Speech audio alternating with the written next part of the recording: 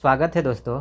SSC MTS new pattern GK GS जो practice set है उसका हम सेट चला रहे हैं। जो आप लोग देख रहे हैं बहुत सारे वीडियो इस चैनल पर आ चुका है। तो चलिए एक ये नए वीडियो है जो आप लोगों के लिए बहुत ही लाभदायक साबित होने वाला है। तो आप लोग इस वीडियो में शुरू से अंत तक बने रहें। ये सारे प्रश्न प्रीवियस ईयर और जो एग्ज़ाम में पूछे जाएंगे उसी पैटर्न पर बनाए गए हैं। तो चलिए शुरुआत करते हैं हम वीडियो की।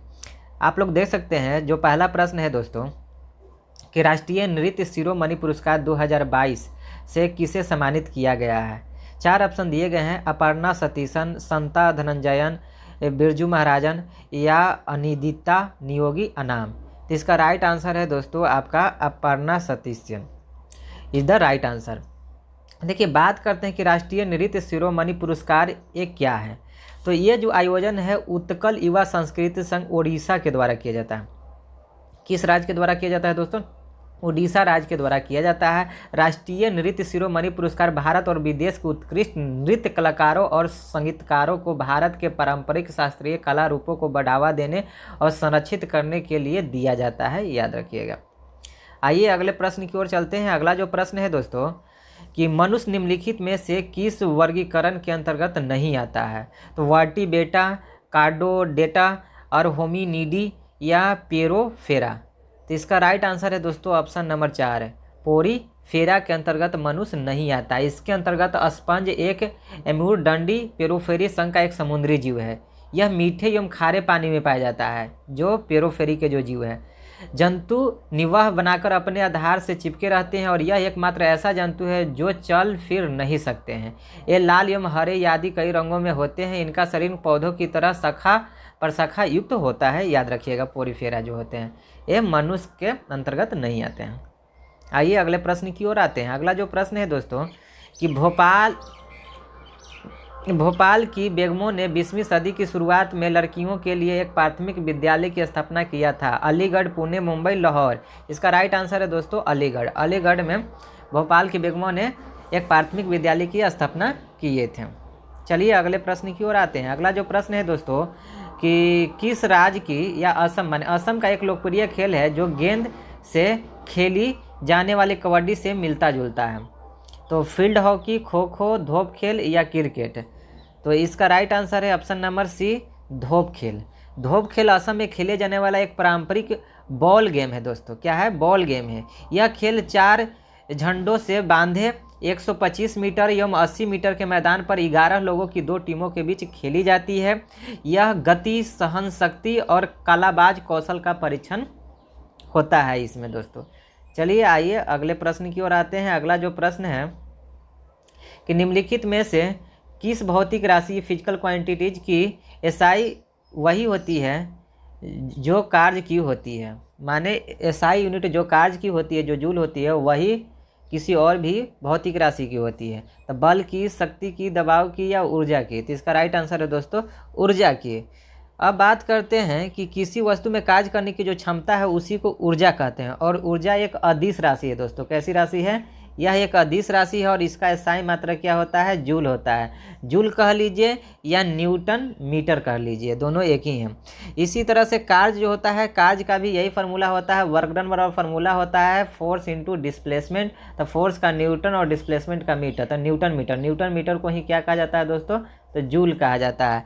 तो इस तरह से आपका कार्य और ऊर्जा का जो एसआई यूनिट होता है वो एक ही होता है, जूल होता है, याद रखिएगा। आइए अगले प्रश्न की ओर आते हैं। अगला जो प्रश्न है कि ओणम प्रतिवर्ष मनाया जाने वाला एक हिंदू त्यौहार है जिसकी उत्पत्ति भारत के किस राज्य में हुई है? मिजोरम में, झारखंड में, केरल में, मणिपुर में। तो इसका राइट आंसर है दोस्तों ये हुआ है आपका केरल राज्य में। किस राज्य में हुआ है? केरल राज्य में हुआ है, याद रखिएगा।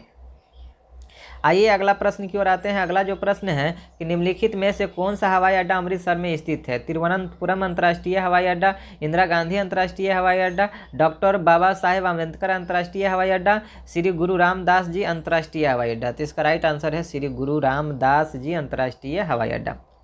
अब बात करते हैं कि तिरुवनंतपुरम कहाँ में है। तो एक केरल में हवाई अड्डा है दोस्तों। इंदिरा गांधी की अगर बात किया जाए ये तो नई दिल्ली में हवाई अड्डा है। और भीमराव बाबा साहेब अम्बेडकर की जो हवाई अड्डा है ये आपका महाराष्ट्र में, महाराष्ट्र के नागपुर में है दोस्तों, याद रखिएगा। कहाँ में है? महाराष्ट्र के नागपुर में आपका बाबा साहेब अम्बेडकर अंतर्राष्ट्रीय हवाई अड्डा स्थित है। चलिए अगले प्रश्न की ओर आते हैं। अगला जो प्रश्न है कि किस योद्धा ने 322 ईसा पूर्व में कौटल्य की सहायता से अंतिम नंद शासक घनानंद को पराजित किया था? कलाशोक, अशोक, अकबर या चंद्रगुप्त मौर्य? तो ये जो पराजित करने वाले थे चंद्रगुप्त मौर्य। चंद्रगुप्त मौर्य मौर्य साम्राज्य की स्थापना इन्होंने ही किए थे, याद रखिएगा। आइए अगले प्रश्न की ओर आते हैं। अगला जो प्रश्न है कि शहरी क्षेत्र में इनमें से प्रायः किस प्रकार की बेरोजगारी पाई जाती है?